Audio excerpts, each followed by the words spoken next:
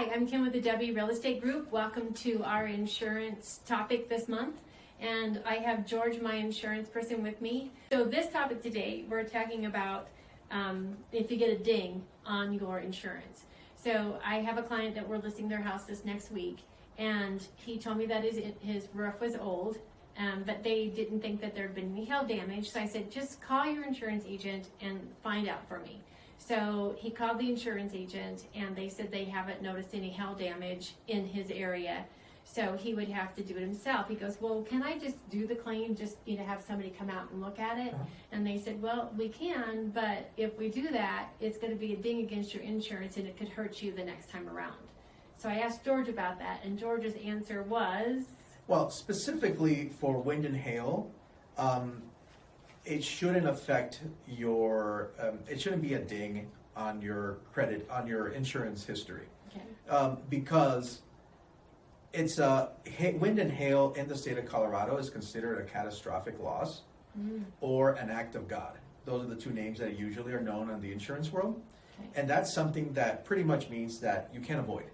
You can't just pick up your house and move if there's a hailstorm coming. Okay. So those claims should not count against you in regards to insurance history. Okay. So even if you have a $50,000 wind hail claim or a $0 because somebody came out to inspect the roof, Okay. it shouldn't count against you. In regards to not only that, but in regards to another example, if it's theft or water damage, then at that point it could count against you. But when it's something catastrophic or an act of God, what they call it, that should not be a ding against your credit or against your insurance history. I apologize.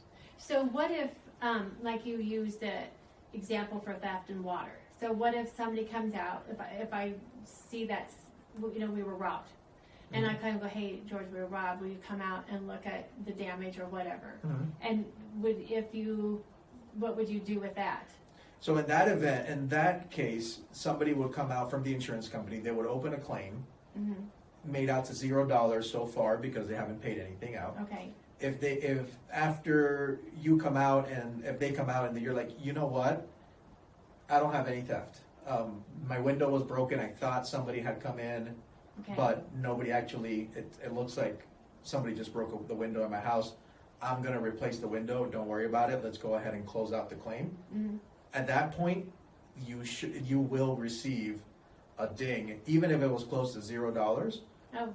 You will receive a ding on your insurance history report, and it might make the policy increase later on. Okay, so if it's not an act of God, wind or hail, if it's something different, then you possibly could incur something like that. Correct. Okay. Correct.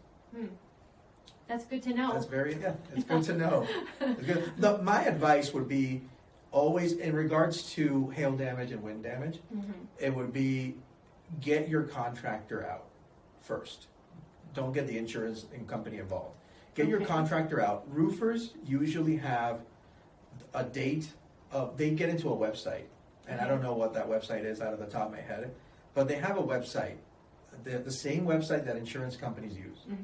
And you type in your zip code, and they will tell you when was the latest hailstorm, and the diameter of the hail that fell. Does that make a difference? It makes it pea size versus golf balls is a huge difference in regards to roof damage.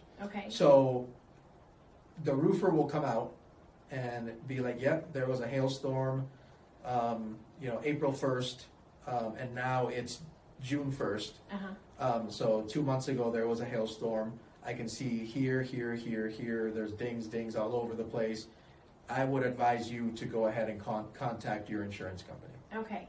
Well, at that point, you call the insurance company. Yeah, because just on our block, we noticed 3 other houses. Yes. We're getting roof replaced, and we're like, well, But I don't remember, something happening like that. And they all said it was from hail damage. Mhm. So guess who we called? and we did call the roofer too. So they do make a difference. Absolutely. They do help. Yeah.